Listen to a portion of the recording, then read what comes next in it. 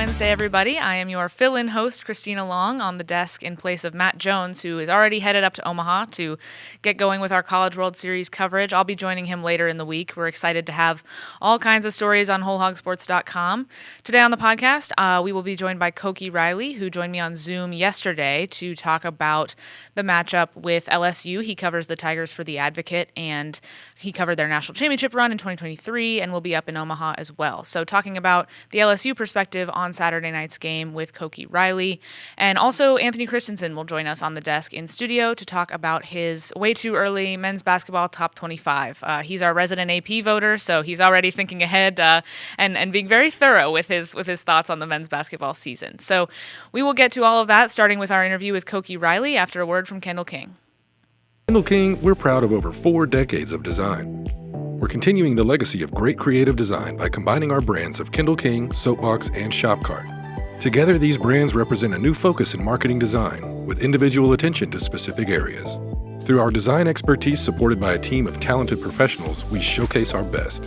We are Kendall King, we are Soapbox, we are Shopcart, we are design.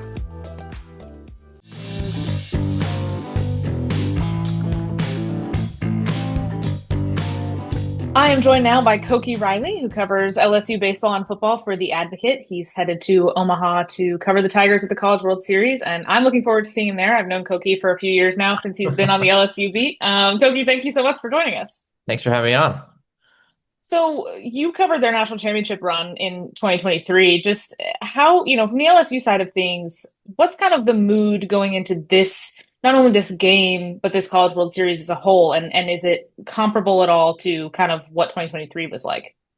I don't know if it's totally comparable to what 2023 was like, just because there was definitely this feeling of this is the best team, they have the most talent, all that sort of stuff, even if they weren't necessarily the number one team and heading in, and they were so hot heading into Omaha. This year's team's, I guess, a little bit different, and you have the struggles against Little Rock. They had two pretty explosive performances against West Virginia, but West Virginia also didn't do themselves any favors by consistently shooting themselves in the foot during that super regional.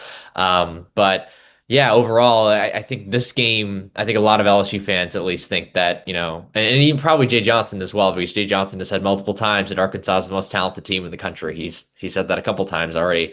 And it's that this game is going to go a long way in determining who ends up winning this entire thing. These are the two most talented teams in the tournament. It's odd that the two best teams are facing each other in the first round like this, but it just tells you like the magnitude of this game. And LSU's never won a College World Series without winning the first game.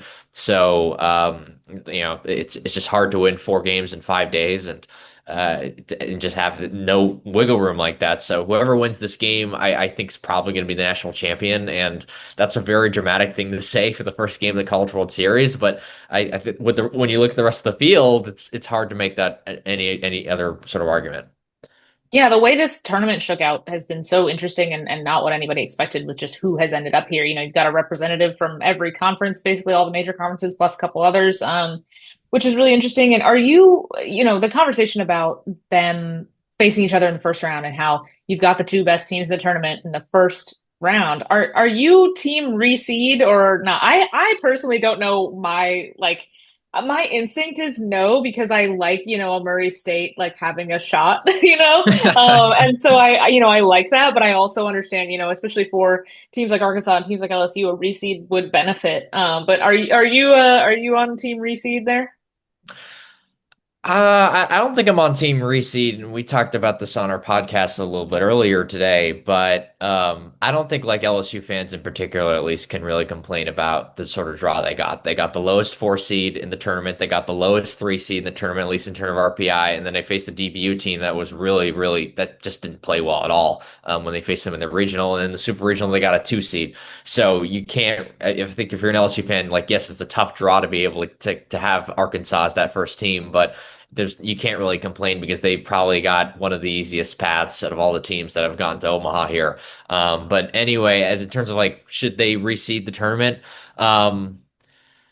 I don't know. It's like who's to say who's really the best team and who's really not the best team, even though we've just spent the last 5 minutes saying how LSU and Arkansas are the two best teams, right? So I feel like yeah, I just sort of feel like you, you just can't really make the argument that I guess you can make the argument that they should reseed this whole thing, but like I guess sort of the beauty of the NCAA tournament, and as we've seen so far in this tournament, the favorites aren't always going to win, and I don't know, like you have to face a team like Arkansas at some point and beat them. So if whether it's the first game or the last game, that's the reality of the situation.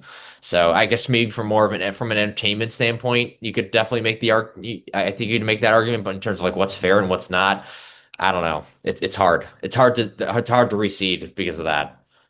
Right. And I mean, to your point about who's to decide, it's we already saw a little bit of controversy with some of the seeding for the tournament overall, with Vanderbilt being as high as, being number one and whether that was justified or not, and, how they kind of balance RPI versus eye test, and that's anytime you have a committee deciding on anything, there's always going to be seeding controversy. So then you would just kind of introduce another round, which maybe that doesn't necessarily mean you shouldn't do it, but it would be another thing that could cause some, there could be some discontent with how that shook out, or, Mhm. how do you kind of decide it that way? Yeah, yeah, absolutely. Yeah. So you mentioned LSU kind of having a pretty favorable draw, a pretty clear path to Omaha. How much do you think there is to be said for the fact that Arkansas is going to be the biggest test that they've had in the tournament? I mean, Arkansas coming off a super regional, versus Tennessee, that was pretty big. They had a favorable regional draw, and they, did what they were expected to do and got through there unscathed. And then they have Tennessee, and that was, such an emotional series for all kinds of reasons, rivalry reasons, Tony Vitello reasons, everything. Yeah. And then, they get through to play a close game, and then they kind of dominate that second one. LSU had a little bit of a different story. You mentioned this kind of scare with Little Rock. Just what do you make of the fact that their first big test is coming in this spot?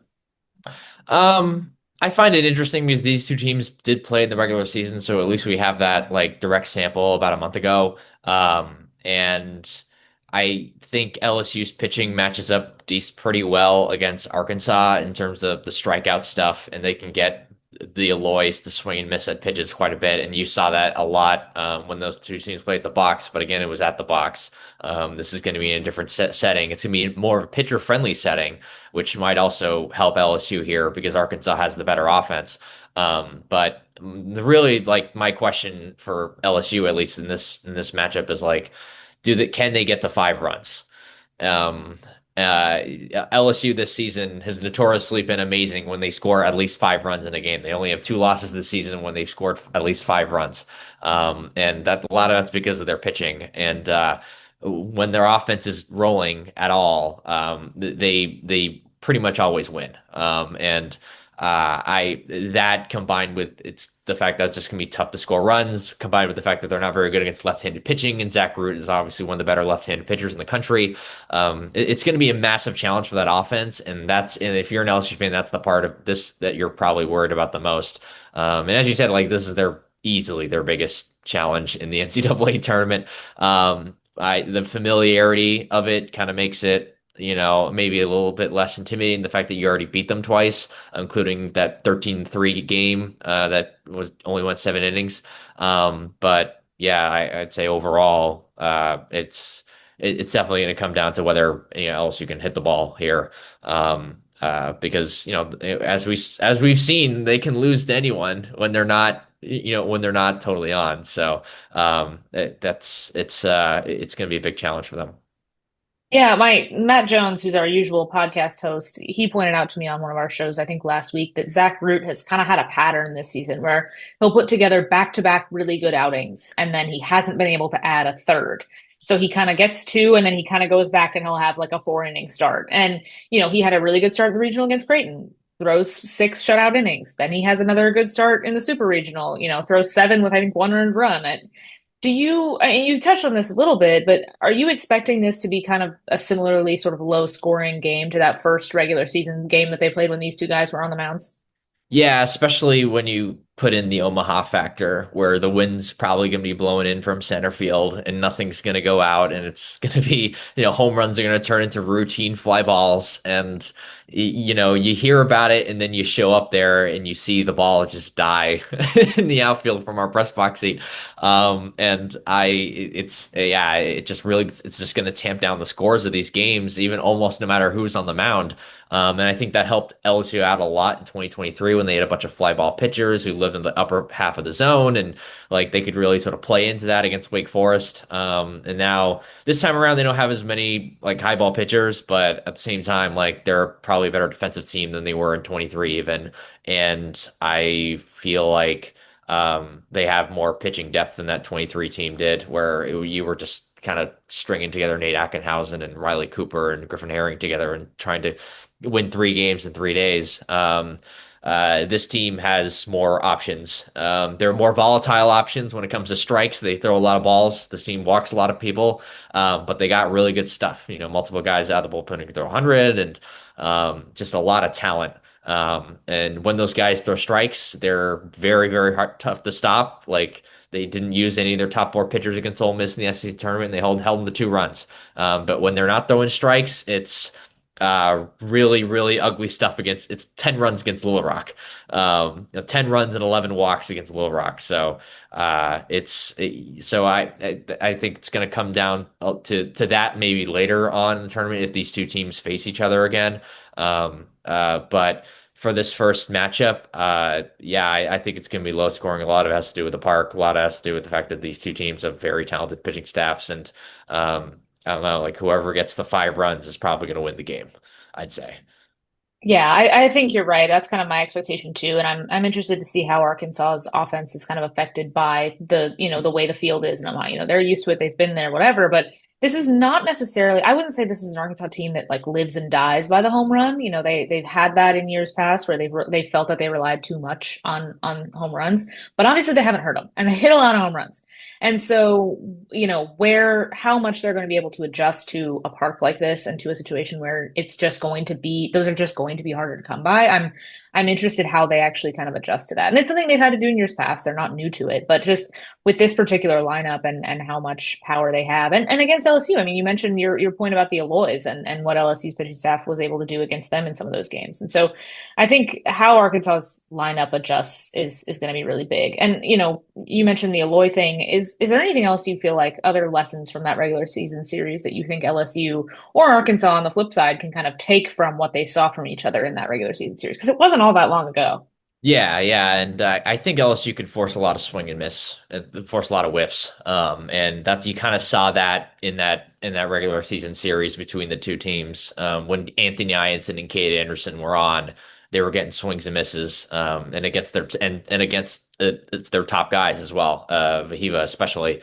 And I just feel like they have the talent to be able to maybe not expose that, but to pick at it. And I mean, I think LSU will almost certainly start Cade Anderson for that first game. And he's second in the country in strikeouts. So and he did get hit around a little bit. Him and Anthony Ianson against West Virginia. One, West Virginia is a pretty good offensive team, and two, I think the weather had a part to do with it. I mean, we were talking low to mid 90s, and humid, and the ball was kind of flying, and the guys were getting tired as those outings went along because both those guys threw really well through the first 4 or 5 innings, and then things really tapered off after that. So I don't think you're quite going to have those sort of conditions in Omaha. It's going to be a night game, so it'll be a little bit cooler. You're going to get the park advantages that come with that. Then the real question for LSU then, if the pitching is going to be there, which my guess is it will be, then what is the offense going to do? And can they get to root at all? I think they scored 2 runs in 6 innings against them the last time out. On 5 hits, they did an okay job, not a great job. I think they're going to have to do a little bit better this time because they can't rely on Aiden Jimenez just losing his command, which is what happened, which kind of determined the series. It tied the game, sent the game to extra innings, and then LSU won 5-4. Like Like that, like they've got to win the battle between Anderson and Root. And if they do that, they're going to win this game. But if they don't, then Arkansas will win this, and they'll probably win the national championship too. As dramatic as that sounds. It's crazy though, the way, I mean, you're right about that. The way the bracket's set up, you would expect that's what you would expect. So when you were there in 23, did you go to Rocco's for a Jello shot? Yes, I did. Did a whole story Okay, on see, it. I didn't. Yeah. Okay, awesome. I didn't make it out there when I was there in 22, the last time Arkansas went. I didn't actually go. I think I was a little afraid of the crowds. But I was thinking about it, I was like, Rocco's, no one has to be more can be more excited about this matchup than Rocco's between all of the Arkansas fans and all the LSU fans are going to be there and all of the Jello shots that they are going to buy. I feel like the only thing that could make it better for them would be if Ole Miss were here. Yeah. Yeah. These are like two of the record setters for sure. Absolutely. Did a whole story on it, and sometimes we would show up after games, like later at night after games, and people would be there. Like like there were people here in Baton Rouge would like Venmo people who were over in Omaha to buy them Jello shots, despite the fact that they weren't even there, just to shoot up the tally. So yeah, it's gonna be it's gonna be wild, and it's gonna be a lot of fun. Yeah, I'm excited to be there. I think this, it's just going to be totally packed, I think, for this game. So it should be really fun. But while I have you here, I want to throw in a couple of football questions because that is my way and I am the host. But just since I have you and since football is your other beat, I know it's June, but we'll do a little football discussion. We put out our Arkansas football preview magazine of Hogs Illustrated recently, and we included, a preview of all of Arkansas's opponents, everybody on their schedule. And I wrote up the LSU one, and I picked Nick Anderson, the receiver, as the player to watch for LSU. And so, everything I was looking at for LSU, kind of preseason hype, a lot of it is about him. And so, what's kind of the level of excitement around him at LSU? And then, who else would you kind of pick out as somebody to watch besides Garrett Nussmeier? Yeah, I think Anderson's a good pick in part because injuries really derailed his season last year. The year before, it looked like he was kind of a rising star at receiver. And I guess the struggles of Oklahoma last year combined with those injuries is why he's here at LSU now. And I think he's very important for their offense because of his size. They don't have a lot of big receivers. Aaron Anderson's shorter than me. Chris Hilton is, maybe 6 foot 6'1" ish. I mean, but like Nick Anderson's like a big 6'3", 6'4" body. They can go up there and grab the ball. Like they needed that. And they have some athleticism at tight end and some depth there, despite losing Mason Taylor. So he's a really good choice in terms of like the most important aspect of this team because they have a lot of new weapons on this year's team. They're returning Caden Durham at running back. They're obviously returning Garrett Nussmeier at quarterback, but they're gonna have a new number one tight end, a lot of new receivers new wide receivers around around Garrett Nussmeier as well. So I think the biggest question with that offense, though, and the thing to keep an eye out for, is the offensive line. I mean, you're gonna have four new starters. Will Campbell was the fourth pick in the draft. So it's a lot of new there. And the one returning starter really struggled last season, in DJ Chester at center. They might move him to guard. They added a couple veteran transfers who, in theory, could really help him out, but we don't really know what that starting offensive line is going to look like heading into next season. And I think that's if there's going to be like a weakness for this team, it's probably going to be that, especially on the offensive side of the ball. It's funny you're mentioning all these kind of strengths and weaknesses of this offense, and it sounds a lot like Arkansas. They've got their quarterback back. Their receivers are maybe a little undersized, and Arkansas kind of I think has more concerns at receiver than LSU, but and I think quarterback is more of a question too for sure. But I'm not saying these are the same teams, but it's funny. And then offensive line, a lot of new people, a lot of replacing to do. It's the same kind of beats as we're seeing on the Arkansas football beat about kind of the concerns or what we're waiting to see. But with LSU, I mean, there's preseason buzz about them as a playoff contender. Is that, it's June, but do you feel like that's kind of an overreaction or do you think that's kind of a fair expectation? Some people have them as, a real title contender.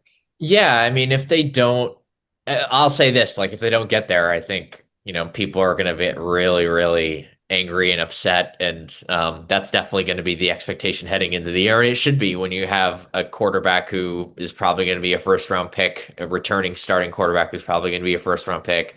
You have the talent they have at receiver, you have the recruiting classes that they've had, and also when you factor in the amount of money that they spent on the transfer portal this offseason, they spent a lot and they added a lot from the portal. So on both sides of the ball, honestly, at almost every position. So considering that, how much older they're going to be this year because of that, like the expectations are massive heading into the season, to be quite frank. So, yeah, I mean, just huge. It's like that is they have to make they kind of have to make the playoff this year. There's no more excuses. I guess that's the best way to put it. Like this year is the year for them to do it. And I mean the schedule, I wouldn't say it's favorable. But I mean after that Clemson game, you could argue that they're the favorite from that point on, just based on home road stuff. And I mean they haven't won an opening game since 2019. They haven't won a season opener since 2019, and it's going to be tough to break that streak this year when they have to go at Clemson to open the season. So there's a decent shot they're going to be in a bit of a hole, and then after that, they're probably going to have to come close to winning out, if not winning out. It's the expectations are massive this season, to say the least.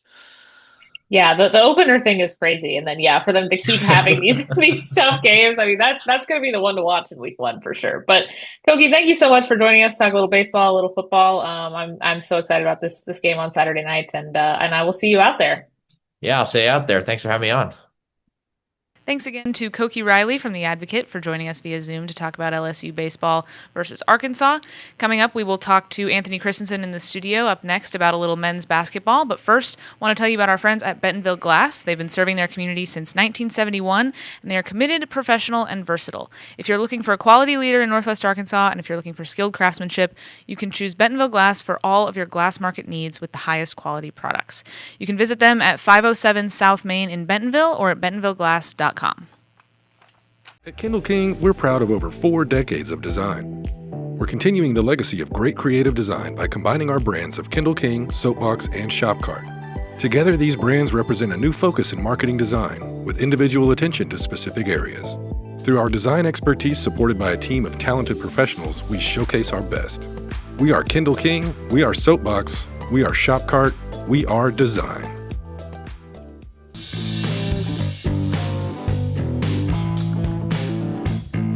Welcome back. I'm joined in studio now by Anthony Kristensen, our resident AP voter, who put together a way too early June men's basketball top 25.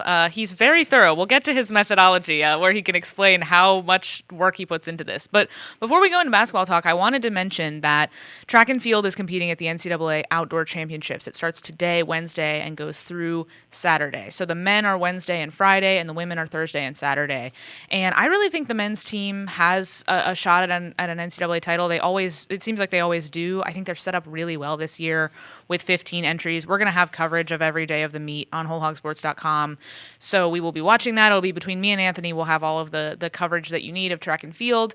They've never won an outdoor title under Chris Bucknam, and he's been here 17 years, which is really surprising because of how much they have won. But that's the one title that they haven't gotten, a team title with him. And I think they're set up really well to do it. I think the women's team, they have, I believe, 13 entries, but they're ranked number 9. I think just with the way it shakes out, they have a lot of people in the 400. So just scoring opportunity, it would be harder for them, I think, to get a team title. It's not impossible, but I do think the men's team is set up really, really well if they can get done what it seems like they can get done with a wide variety of entries. So track and field's been really exciting. I've enjoyed covering it this season. It's covering a team that's great in any sport is fun. Winning is fun. And so they are a great program to follow. And like I said, we'll have all the coverage that you need on wholehogsports.com.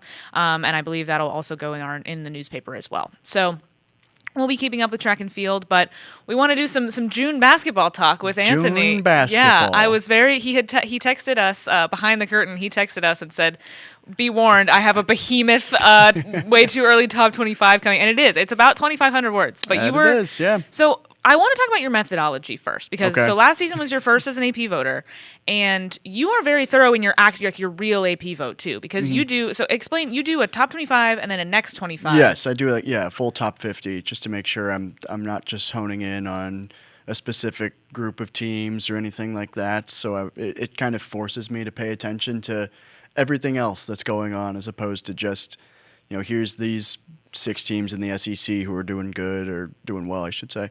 I'm tired, but here's these teams in the Big Ten, or here's this one mid-major team that's having an outstanding season. Shout out Drake. So yeah, that's kind of my in-season kind of philosophy, I guess, is how I kind of took it on. But yeah, do you do? Somebody told me, and maybe it was you, or maybe it was somebody else who was just marveling at your process. Don't you do another 25? Like, don't you do a 70, basically 75? I do not. Okay, no. I thought for this I did 65. Okay. For my way too early. I started with a list of 65 teams that I at least to some degree considered having in the top 25. Yeah. So you said in this story is on wholehogsports.com. We published it yesterday on Tuesday. You wrote that you looked at the rosters and the coaching staffs. You went through every conference and you looked at every team. Yep. And you went through rosters and coaching staffs. You filtered out for the ones you thought, okay, these are the ones that I think are actually contending. You didn't go through coaching staffs and rosters for like every college basketball. Correct. Yes. You filtered a I did little look bit. through every conference. Okay. And like kind of deciphered like, okay, I'm not going to have any teams from the Ohio Valley or the Summit League or wherever, or the MAC, the double A MAC. But yeah, so I went through every conference and just kind of looked through, who I think is at least worth considering. That sounds a little mean, worth considering, but teams that I think could at least contend for, those top 25 spots. So that led me from every conference, I narrowed it into a list of 65 teams that I eventually shaved to a top 25. So looked at the rosters, the coaching staff, turnover, who they lost, who they brought in, incoming freshmen, incoming transfers, how much coaching staff turnover was there. Like, for instance, I heavily considered Murray State because I think that is genuinely one of the top 30 to 40 rosters in the country, but it's a whole new coaching staff and a first-time head coach. So how much do we think there's going to be a learning curve there? I think that, there's worse things to do than hire a Greg McDermott assistant coach, which is what they did with Ryan Miller there. And, every one of his assistant coaches seems to go on and be a successful head coach, but just want to see a little bit more like actual on-the-court evidence before I throw them into the top 25. So that's just one example. But, yeah. The Racers are so up right now. The Racers are very up right now. In all sports, apparently. Yeah, baseball, welcome to Omaha. Shout out the Missouri Valley Conference. Men's basketball team looks good. The women's basketball team's always solid. I don't really know much about any other Murray State sports. Honestly, at this point, you could tell me they're all amazing. And apparently their football team's quite horrible. Oh, they have I guess that makes sense. Yeah, the FCS football team. Wow. Okay. Who knew? I think they're competing in the Missouri Valley. I was gonna say I don't know what league they're in. Okay. Which apparently, and I'm no football expert, but apparently the Missouri Valley is like the SEC of FCS football. Yeah. So that's tough. Yeah. Other than that, shout out Murray. So with your top 25 here, how long did this actually take? Like, when did you start working on this? Because you also have written, you didn't just list teams, you explained kind of everything that you think about all these teams, why you've put them where they are, and you name a lot of specifics. So how much research and how long did you spend on this? As for like the writing itself, I wrote this all on Monday, and it took me from like 9 a.m. to like 4 p.m. or something like that. So I was hammering away. Don't let anyone on tell the you laptop. sports journalism isn't a 9 to 5 job. Exactly.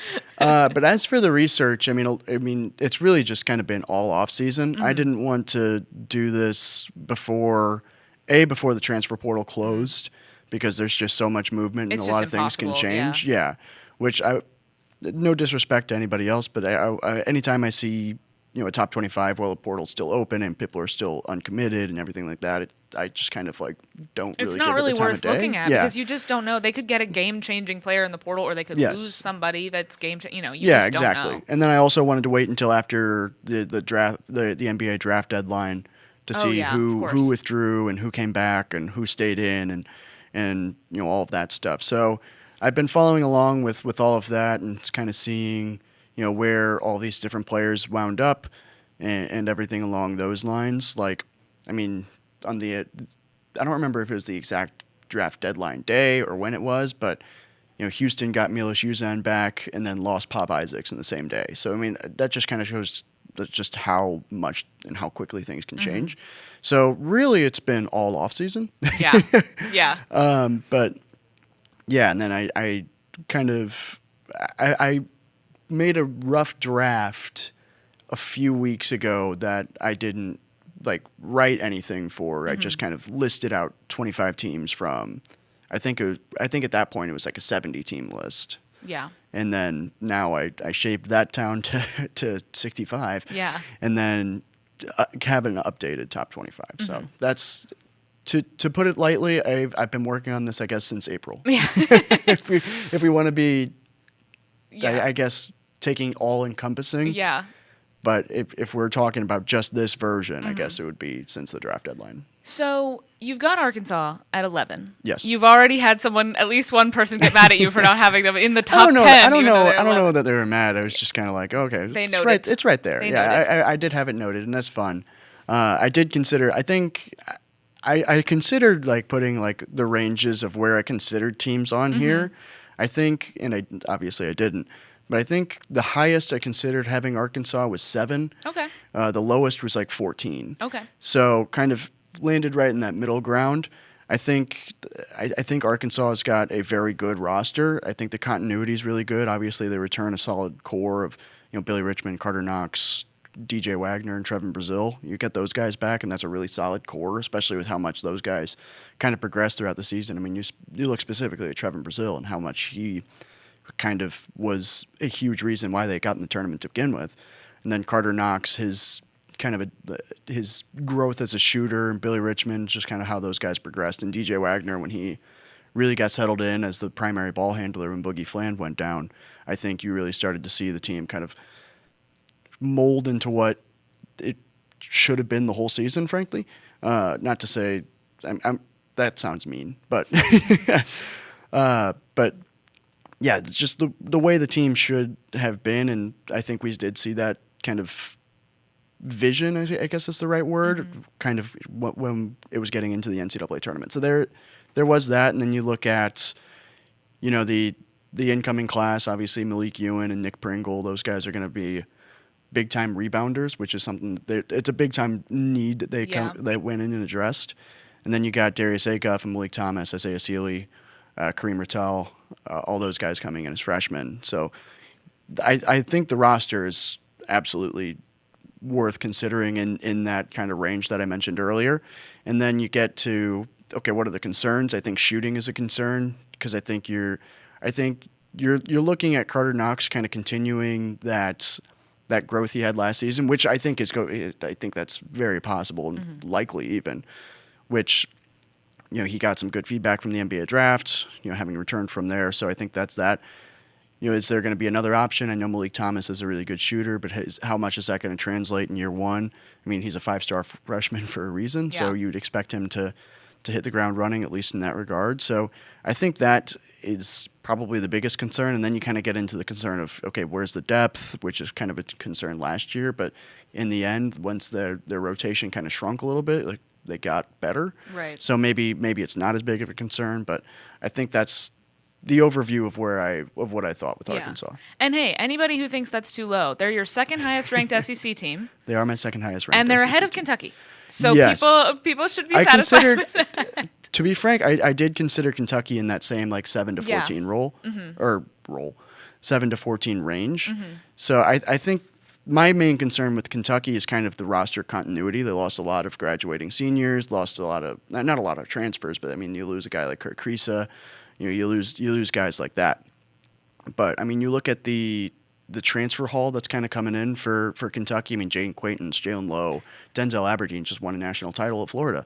Mo Diabate, Cam Williams. I mean, that roster it's really good, and I want to know how it gels before I kind of throw Kentucky in there, just because of how much it lost from last season. But I mean, you look at it's kind of a similar situation to what Mark Pope inherited. I mean, there was no team there when he got there, so.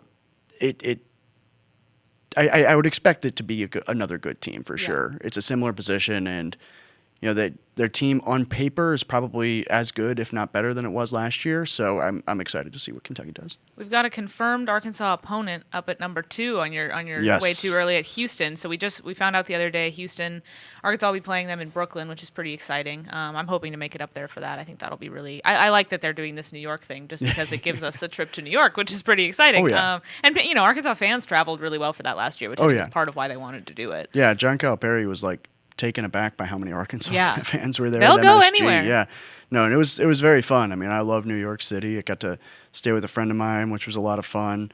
That was a choice of mine. They would have put me in a hotel, but I just wanted to see my friend.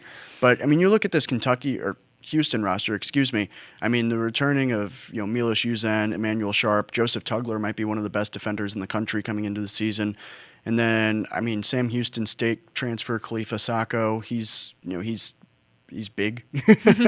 He's big on the boards. He's really good. And then Houston has, which is kind of a bit different from what Kelvin Sampson has done in the past. I mean, has a really heralded freshman recruiting class.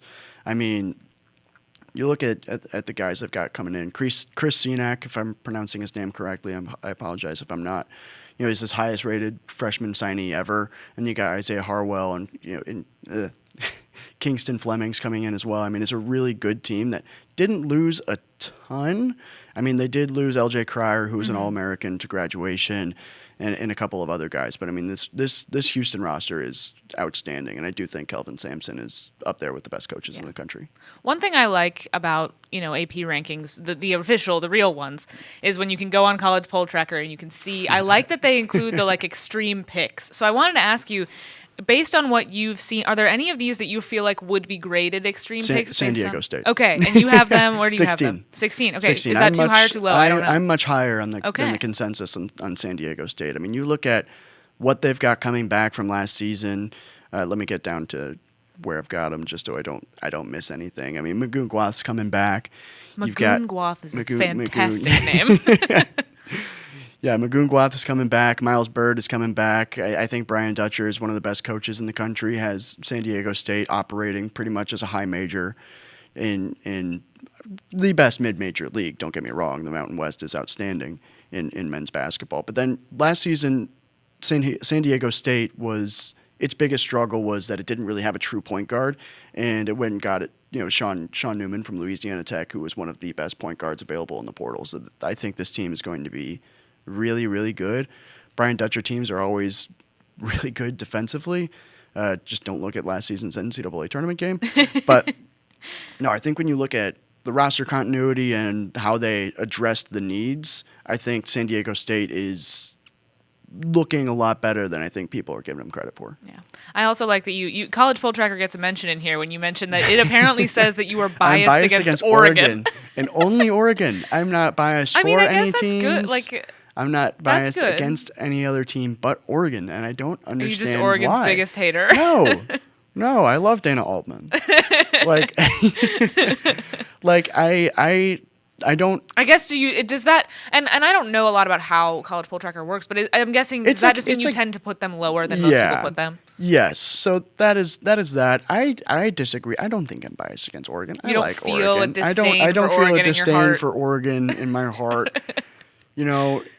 But it's a good roster. Jackson Shellstad, I think, is one of the more underrated players in the country. Nate Biddle comes back after testing the draft waters. Jamari Phillips, Kwame Evans, both coming back from an NCAA tournament team. And then you bring in, Sean Stewart from Ohio State and TK Simpkins from Elon. I think those are some good additions to an already good roster. So maybe mentioning this will... Yeah. They're going to listen to this podcast and they're going to say, all right, we'll take the Oregon off his biases and he'll be perfect, unbiased, no notes. I'm intentionally not reading your full list because I want people to go to Whole Hog Sports and look at it. But you've got at the bottom here, you've got a list of other ones you consider. They're not in a particular order. Who were if you know off the top of your head, who were kind of your first 3, 4, 5 out? The first 3 out were NC State, North Carolina, and Murray State. Okay. I think NC State, Will Wade is there now, so Willie the Kid or the American Gangster, whatever you want to call him. The roster they've put together there is outstanding. Darian Williams and everybody else who came in as well. Not going to go name by name on NC State's roster, but I mean, that roster is really good. I think Will Wade is one of the best coaches in the country, and everything he did is legal now. So Justice for Will Wade. Yeah, justice for Will Wade, I guess. So that is that, and I mean, I think NC State is going to be really good. The ACC looks like it's going to be up from where it was last season, which isn't saying a lot because the ACC kind of stunk to its own standard last year. But I mean, you've got Duke, NC State, Clemson's going to be good. North Carolina's probably going to be good again. Louisville looks outstanding, like it's going to be one of the best shooting teams in the country. North Carolina was probably 27 on my list. And maybe it's a little myself getting into my own head, but I mean, the report came out that North Carolina spent $14 million on its roster. Oh, wow. And I looked at their roster and I'm like, this is what $14 million buys you? So maybe it's a little bit of that, but I mean, North Carolina is going to be really good. I mean, yeah, it's going to be really good. And then I talked about Murray State kind of at the start of the show as well. Just I think that roster is really good. I just want to see how that first-year coaching staff kind of comes in. First-time head coach kind of comes in and puts everything together. But it's kind of a mini Creighton. Yeah. Murray State's bringing in, basically all of the Creighton rotation guys who weren't getting all of the minutes, and then brought in a really good recruiting class with some foreign kids, another kid from, I believe it was UC Santa Barbara. I can't remember his name off the top of my head, so I apologize.